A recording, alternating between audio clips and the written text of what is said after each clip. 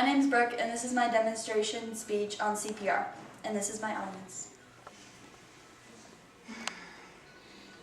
Imagine this. You and your friends are at the beach having a fun time, and then all of a sudden you notice one of your friends has disappeared.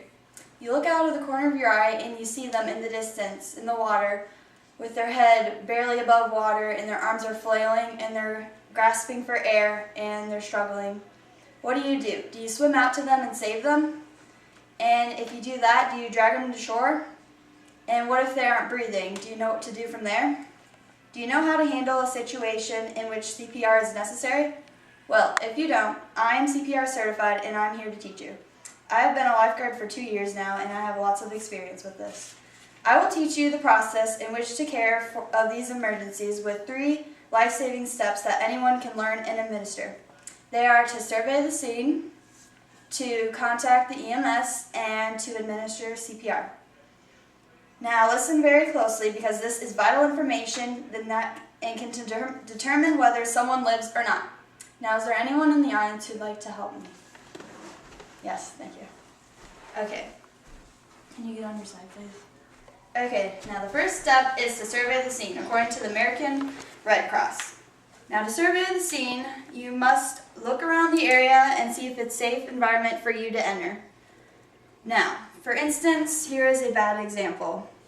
Say there is a snake right there and you come up straight from behind and you don't even look around. The snake can bite you and then you and your victim die. But if you survey the scene and go around like this and then you see the snake, you can take care of it and get the snake gone before you handle them. Okay, so once you know that the scene is safe, you can approach your victim. The first step you need to do is to put them on their back. And then you need to put your hand on their chest and lightly tap them and ask if they're all right or okay, and get consent that you can help them. Then you need to ask someone for help. There are multiple ways that you can get help. The easiest way is to contact the emergency medical service. To reach them, you can call 911. If you don't have 911 services, however, you can contact the police or a hospital. And also, if you're alone and there's no bystanders, you have to call the EMS yourself. Once you have that under control, you're ready to handle your victim. So, first you're going to take their head and tilt it back like this to clear the airways. But if you notice that they have a neck injury, don't do this because this could further injure their neck. Alright, next you're going to position yourself next to their shoulders like I am. And you're going to decide whether you should do rescue breathing or CPR.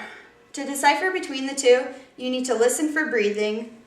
And to do this, you're just going to put your ear up to their mouth and check to see if they're breathing. And their chest will rise and fall if they are. But if they're not, you should give them 2 rescue breaths. And when you're giving them the breaths, make sure you breathe in between them, because if you don't, you might get lightheaded and dizzy and you could end up passing out. So once you give them 2 breaths, you're going to check their neck to see if they have a pulse in the main artery. So if there's no pulse, that means it's time to go straight to CPR. Now for CPR, you're going to place your hands over the other hand and you're going to use your palm to administer the pressure. Now you're going to place this right above the sternum, which is located right about here. Okay, and if they're an adult, you're going to give them 30 compressions, but if they are a child, you should give them 15. And when you're giving them compressions, make sure your arms are locked, your elbows are locked, and your arms are straight. And the compressions should be about 1.5 to 2 inches down on them. So once you do as many compressions as necessary, you should administer 2 breaths after the compressions again. Then you need to repeat the cycles of breathing and chest compressions for about 4 times. And then after the 4th cycle, you should check the pulse again. If there is no pulse, then continue this again until the EMS arrive. But say there is a pulse, then you're going to go straight to rescue breathing now. To start rescue breathing, you're going to breathe into the victim once every 5 seconds for adults and once every 3 seconds for a child. You should continue this rescue breathing until they regain consciousness or the EMS arrives. Okay, thank you. You can have a seat. Alright, so now you know the importance of surveying the scene of an emergency, contacting an emergency medical service, and starting CPR. Now, are there any questions from the audience? Yes. What happens if they're unconscious and they can't give you consent? Then you should just assume that you have consent and go ahead and proceed with it. Anybody else? Marquise? How do you determine the age? Age of what? Age of the person. Oh. Well, generally, you should, like, if they're kids, then you might have mom or dad around so you can ask them how old they are, but otherwise, you should treat them as an adult. Anybody else? Yes. What happens if you feel something in their rib cage break?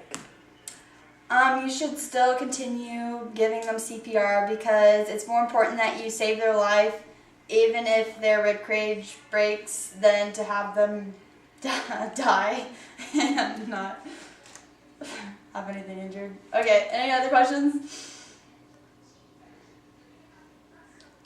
No? Okay. Well, with this knowledge, you should now feel comfortable if you need to provide someone with this care.